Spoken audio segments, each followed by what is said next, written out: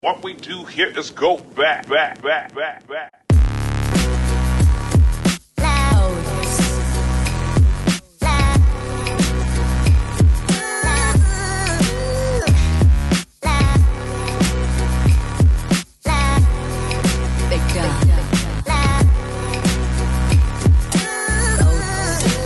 What's up, everybody, and welcome back to the channel. It's your boy Mello. I hope y'all had a good weekend. Hope y'all got to kick it and relax. Now, it is Messy Monday, and we got some things to get into. I mean, what better way to start the week off, right? So, Amanda Seales recently read on Club Shay Shay, and to a lot of people's surprise, which was hers included, people actually felt her and got where she was coming from. Now, for those of you who don't know, Amanda is an actress and comedian most known for her role on Insecure. Some of you may also know her as a former host of The Real, aka The Fake. Now, the internet has deemed Amanda as being very problematic because they feel like her delivery can come across as strong sometimes. It's important to note that Amanda has a master's degree in African American studies, so when she talks about black issues in particular, the woman very well knows what she's talking about. And I think that passion gets misconstrued as something else along the way. Now, let's be honest. Y'all know the internet is not used to well-educated black people. So when they do come across one, it takes them by surprise. Now, getting back to the interview. A lot of people are discussing various different things that happened in the interview. Some of them happen to be her issues with Issa Rae, and some of them happen to be the way UNSharpe handled the interview. There's one clip in particular I want to play for you all that has the masses talking. Check this out. But anyway, your mom is white. My mother is not white.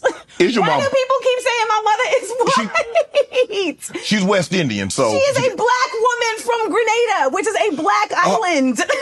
she married a white man. No, she did not. Now, a quick Google search pulls the following images up of Amanda's mother. Now, I tried to squint, I did a double take and everything. Please let me know if y'all see any white in any of those photos, because I didn't. And this is what happens when you don't put the work in and when you don't have a hand in your day-to-day operations. You know, for one, I'm glad people are starting to wake up to the bullshitter that Shannon is. Some people put him on such a high pedestal since that Cat Williams interview that it is ridiculous. Shannon, without a doubt, has to be the dumbest man I have come across in a while. And I mean just dumb as a box of bricks. It literally took me 5 seconds to Google Amanda's mother, and here you are talking about she's white. But again, Shannon doesn't put the work in to be called a journalist or this great interviewer like some people are trying to make him out to be. He clearly doesn't do his own research. If he did, he would have known her mother is black. He clearly doesn't write his own cue cards. I mean, you can see him struggling trying to read them during every interview. And at the very minimum, the man doesn't even fact check. It's one thing to have someone do all the work for you, but why not take the time to simply check the facts out? Like, okay, thank you for writing these up. Now I'm going to go fact check for myself. Look, I'm probably giving off hater vibes, but I'm just passionate about what I do. Now, I've said it before. I write my own scripts. I shoot my own videos. I spend hours editing them. I do my own research and I actually fact check the things that I'm talking about. I'm up here scouring the internet to get clips for you all. And to have this Negro come in and not even do a 5-second Google search, yeah, it pisses me off. To hell with his ass.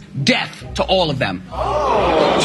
Okay, maybe that last part was a little too harsh, but hey, fuck them. Now, let's hop on over to TikTok and see what one user had to say. I debated even speaking on this interview between Shannon Sharpe and Amanda Seales because the last time I criticized somebody who worked for ESPN, they had my ass on the evening CNN national news. I have a journalism degree. I've been through broadcast training. I am very well versed in the subject. And for you to get in front of an interview subject and not have thoroughly researched them, because it's very obvious he did not thoroughly research her. He looked this woman dead in her face and said, your mom's white and her mom is not white. Then he went on to say, your mom is West Indian. And if Shannon were educated on the subject and did his research, he would know that there's a difference between nationality and race. You can be black and be West Indian. But that's neither here nor there. He didn't even research her good enough to know that he had an expert on black experience, someone with a master's degree on the subject in his chair. And he thought he was about to argue with her about what racism is. Next thing is he needs to get clear on what kind of platform he wants Club Shay Shay to be, because I realized that the Cat Williams interview was monumental, but Cat Williams was really just yapping. Shannon didn't have to ask him no questions or guide the conversation. This is not First Take. You are not inviting these people here to argue with them and to combat all of their experiences. I thought they were supposed to be there to share their story. Why? As a black man, did you invite this black woman here to share her story, which if you research her, you would know is littered with racism that she has experienced? Why would you invite her to sit across from you just to make her feel small and stupid? Because that's what you were doing. Every time she shared a painful, vulnerable story or moment from her childhood, you said, "Are you sure? Well, are you sure?" She was telling a very detailed story about other kids in school being racist to her, and Shannon looked her dead in her fucking face and said, "Well, they're just kids.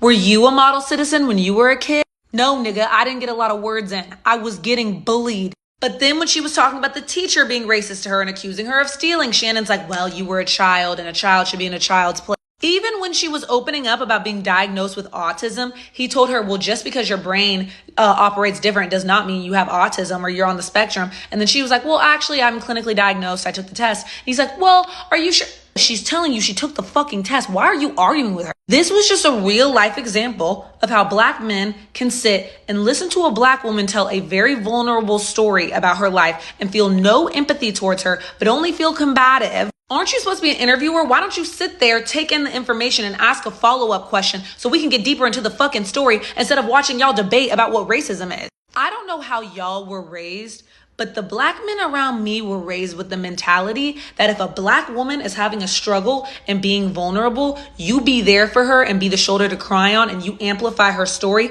And if you want to correct her or if you have a question, you do that shit in private. Not on your platform in front of America and everybody that has the most watched interview of all time. You're going to sit there and question her and try to make her look stupid. When, if you had done your research, you would know she has a master's degree in this shit. And the only person who would come out of that shit looking stupid is you. If Shannon Sharpe gives any response to the backlash of this interview, other than going back, watching it, taking in the feedback he got, and apologizing publicly to Amanda the same way he disrespected her publicly, then he can kick rocks with open-toed shoes for all I care. So, as you can see, I'm not the only one feeling passionate about this interview. Now, that woman has an actual journalism degree and she shares some of the same feelings. Because bottom line, how are y'all getting away with this? Now, I saw some people say he needs a research team, and that's the problem. He does have a research team. And you mean to tell me no one caught this? There's way too many cooks in the kitchen, and the main chef being Shannon UNSharpe, he doesn't even have his hands in the pot. Now, Amanda took to the internet and posted a thank you to the people seeing her and hearing her for the first time. I was really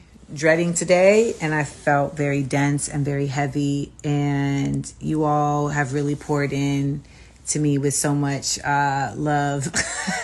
And I was not expecting that shit. I was not expecting it.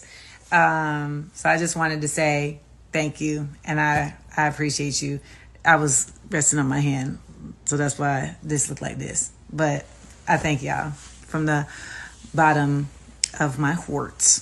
A few years back, I got the chance to go to one of Amanda's comedy shows. I went to the one in San Francisco where she brought out Too Short and another guest, and it really made me see her in a different light. Now, I definitely went in with some preconceived notions from the internet, but when I tell y'all, when she hit that stage, the entire room was loud and was cheering for her. Amanda is loved in real life, and I hope she doesn't ever forget that. You know, the internet can sometimes warp reality, but people genuinely love her, and I'm one of them. Now, one thing I would encourage Amanda to do is reel it in sometimes. As intelligent as she is, some people are just intimidated by that. And some people will always try and find fault in her just for that, as we see with Shannon. Not only that, but Amanda is unapologetically black. And I mean unapologetically. Now, in a perfect world, I'd say go for it. But we don't live in a perfect world. And I think it's important to know when to reel it in and also give it to us in bite-sized pieces. As someone who works in the mental health field, I can't always come in with my mental health jargon. I can't always come in off the bat talking about all these assessments and all these diagnoses, IEPs, 504 plans, progress notes. I have to take a step back and I have to deliver my message in a way that the families I work with can understand. We call that meeting them where they're at. And Amanda is just so far ahead of us intellectually that she doesn't always take the time to meet us where we're at. Now, I'm not saying dumb yourself down, but again, deliver the message in a way that we can understand it. You know, I'm glad people are starting to see Amanda in a new light. I'm glad they're taking the time to hear her story because it's a powerful one. I wish her nothing but the best and lots of continued success on all of her endeavors. Please stay the hell away from dumb people like Shannon UNSharpe and keep on being you. Those who get it will get it, and those who don't just won't.